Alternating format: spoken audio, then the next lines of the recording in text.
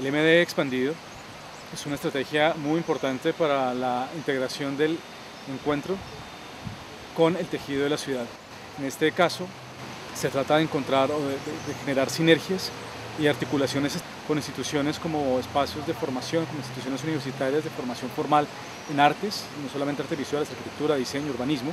Pues con las convenciones igual vamos a identificar cuáles casas están habitadas, cuáles están deshabitadas, cuáles son casas de familia, cuáles son comercios.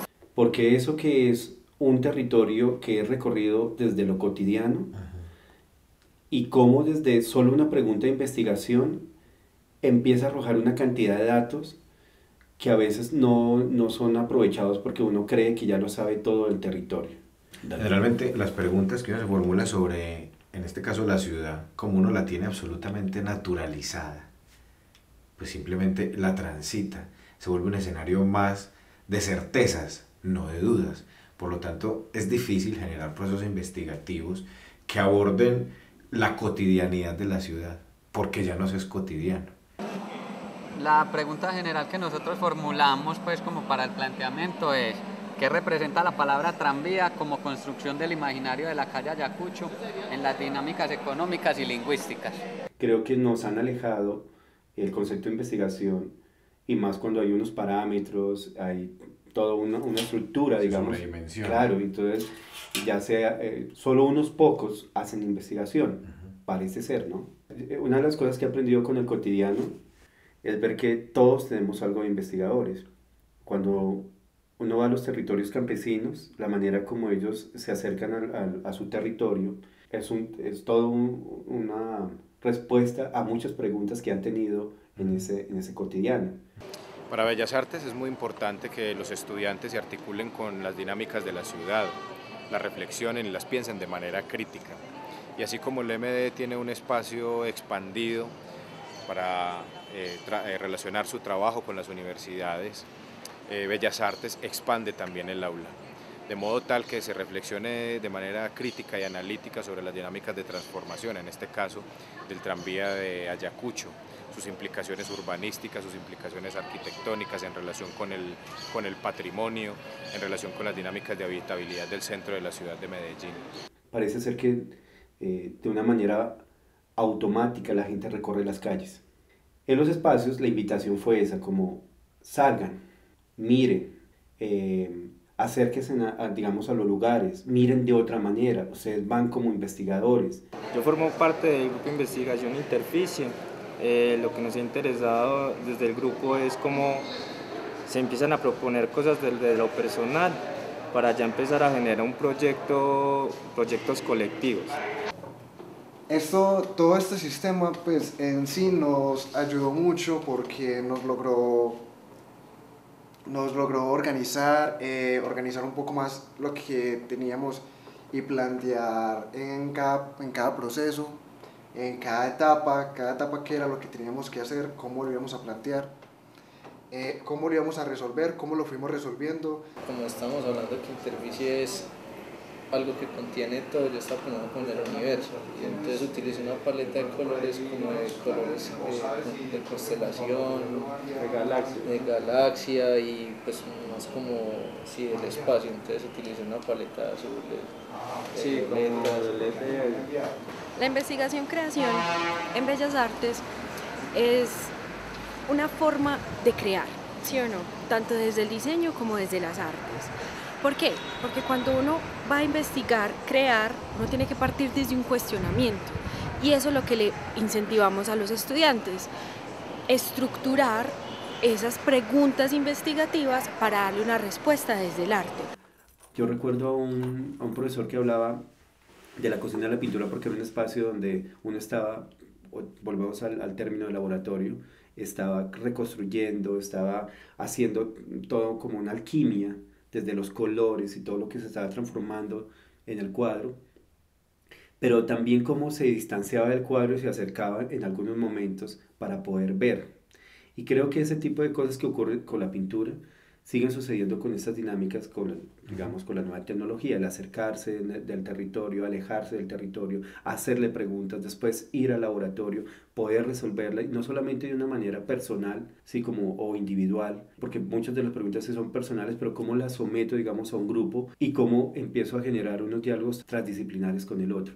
El trabajo transdisciplinario es una práctica y una postura que tratamos de inculcar en todas las materias dentro de la institución y trasciende más allá del mero trabajo en equipo y lleva a los estudiantes a un desafío de superar esas visiones fragmentadas de las disciplinas, de las diferentes disciplinas, y los lleva a asumir una posición más aportante, más crítica, más incluyente.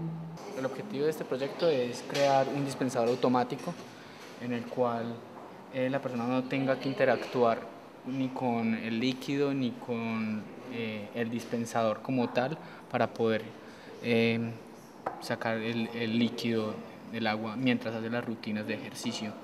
Entonces está diseñado de forma tal que tiene 3 botones, estaba pensado para recibir líquido antes de comenzar la actividad deportiva, durante la actividad deportiva y después de la actividad deportiva, con diferentes cantidades de líquido. Todo basado pues en la investigación de cómo una persona se tiene que hidratar según su momento de hacer ejercicio. ¿Cómo mediar entre estos dos lugares, entre la investigación y creación, para que los productos no se vayan para un lado o para el otro? O sea, que tengan como los dos elementos. Es como una medida bastante compleja, la verdad. Yo tengo una hipótesis alrededor de la investigación creación que te la quiero compartir para saber tu opinión. Okay. Puede tener una potencia epistemológica, incluso a mi juicio en términos discursivos o metafísicos, muy superior al de las ciencias básicas. ¿Por qué? Porque el interés de la investigación-creación es el conocimiento del objeto, independientemente de las parcelas disciplinares. Por eso es que la potencia epistemológica, primero. Y segundo, uno de los elementos que lo diferencian de otras epistemologías en las ciencias básicas y otras metodologías en las ciencias básicas, también en ciencias sociales, incluso las humanidades, es que el sujeto sensible aparece. En otras epistemologías no aparece, porque prima el paradigma. En ese sentido, es un ejercicio de investigación muy sui generis, porque no se corresponde con fórmulas, casi que lo podría decir de manera poética. Es el corazón mismo el que lo va guiando a uno, sin querer decir que sentir compasión no es sentir con la cabeza. O sea, volvemos a lo mismo. Investigación-creación tiene una alta complejidad por los diálogos que se generan. Personas que se cierran, digamos, esos diálogos, pues la investigación-creación les va a quedar más difícil. Primero porque hay que escarbar en textos desde la sociología, la antropología, todo lo que esté de la mano o que uno lo pueda colocar sobre la mesa, que es un término que uso bastante en los laboratorios, para transparentar lo que está sucediendo ahí. La idea de esto es que tuviera una forma cuadrada, pero no podía ser totalmente cuadrada para que el sonido viajara. Entonces las puntas se redondearon, pues los quiebres no son cortes profundos, sino que son cortes como, ¿cómo se dice? Como romanos, pues que quedara como una punta romana. Y acá se abre en la mitad por donde van a entrar los baffles para que el sonido ya se reparta en las dos salidas principales. Es que empieza a generar una serie de patrones que, si bien al principio parecen caóticas, empieza a tener unos patrones de repetición, que era como la conclusión a la que habíamos empezado a llegar con la investigación. La importancia que tiene para el arte contemporáneo el uso de las nuevas tecnologías, del arte digital, de la interactividad, tiene varios asientos. Uno es que el arte debe corresponder a las generaciones en las que se cultiva, se disfruta, donde circula. Y si hoy estamos hablando de una sociedad que está conectada, que es interactiva, que es mediática, el arte también debe responder a ello. Y no como un deber, sino que creo que responde. Creo que cada vez más, de manera cotidiana, de manera fluida, la plasticidad, la visualidad está siendo coherente con esas conexiones, dispositivos, con el mouse, con las nuevas maneras de comunicarnos.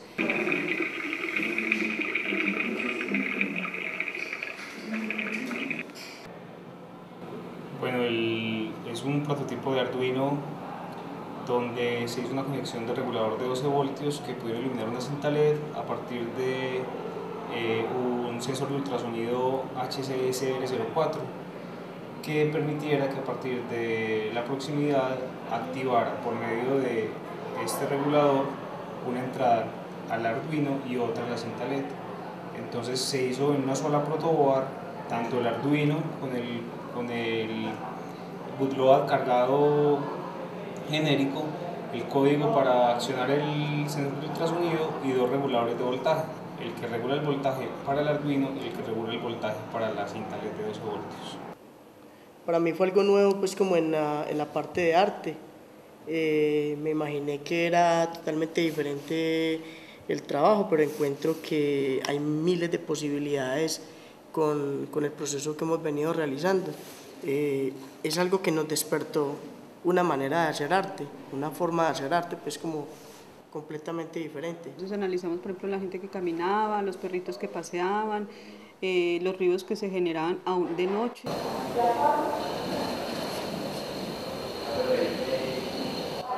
El diseño siempre ha estado inmerso en la tecnología, o al contrario, la tecnología siempre ha tenido un componente muy importante a la hora de la ejecución de los diseños, cualquier tipo de diseño.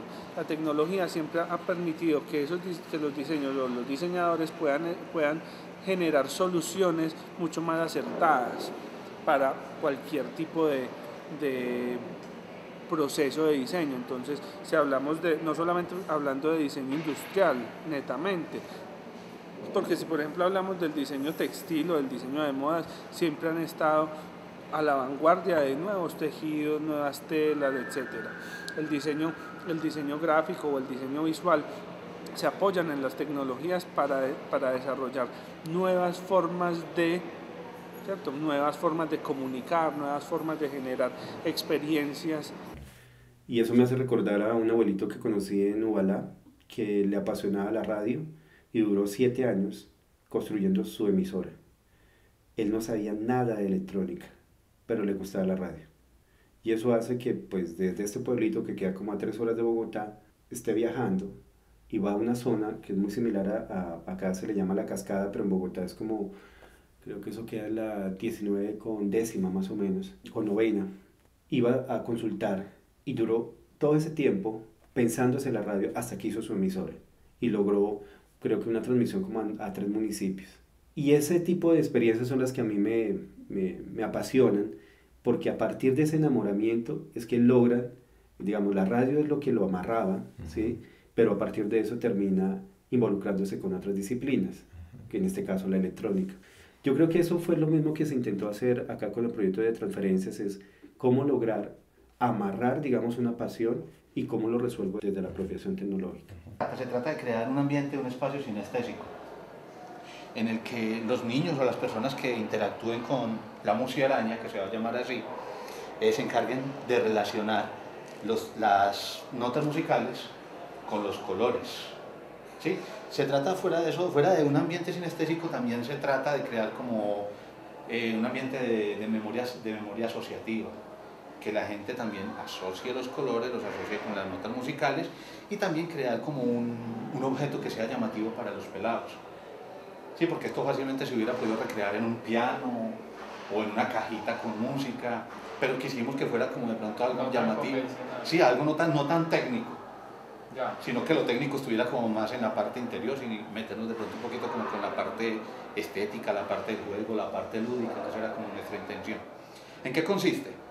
Por dentro estamos pues como con toda la maquinaria, la coquita que está interna nos ha servido algo así como una cajita de resonancia donde está el parlante, allá adentro está el Arduino, está todo lo que es la instalación y desde aquí empezaríamos con la nota Do, Re, Mi, Fa. Yo creo que transferencias fue todo el tiempo, o sea, cuando hablamos del orden pedagógico, hay una frase que me gusta mucho de la educación popular que es aprender haciendo y enseñar mostrando, Creo que la dinámica del laboratorio lo hizo todo el tiempo y es transferir conocimiento. El hecho de desarrollar tutoriales, los cuadernos de bitácora, subirlo al internet, generar un repositorio, lo que está diciendo es que es necesario estos flujos, hay que transferir, y en este caso, pues en inicio, estamos pensando del conocimiento, dejarlo libre. Cuando estamos hablando de la ciudad, es bien interesante lo de pensar en transferencias, porque cuando hay una pausa, que fue lo que sucedió con los estudiantes cuando se enfrentaron a la calle, es la pausa, ¿sí? Como que hay mucho movimiento y ellos lo que hicieron fue parar y mirar el movimiento. Y es bien interesante esas pausas porque empieza como ese acto de análisis, de retroalimentarlo, de cuestionarlo. Ayacucho fue un pretexto realmente para confrontarnos sobre algo que está sucediendo acá en Bellas Artes, que es esta gran premisa de la investigación-creación. Considero que es una pregunta que tiene que atravesar todos los espacios académicos para que se fortalezca. De lo contrario, es muy difícil, o sea, hace más difícil, digamos, el hacer de la investigación-creación. Hubo 3 momentos muy importantes. Uno que tiene que ver, digamos, con transferencias pedagógicas, porque sentía que era muy importante el enseñar y el aprender en relación a una apropiación tecnológica. Y en eso también había momentos de investigación que era, tengo que consultar, tengo que ir a la fuente, tengo que traer y apropiarme, digamos, de elementos desde el reciclaje tecnológico hasta el reciclaje de conceptos que existen en la internet, y cómo eso lo transformo y se lo devuelvo, digamos, a unos compañeros que están en un laboratorio.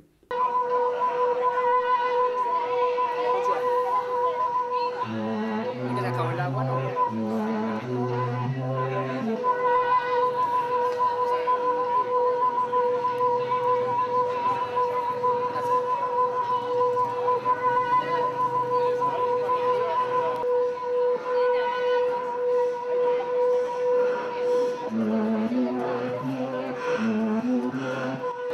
¿Para qué sirve la musaraña?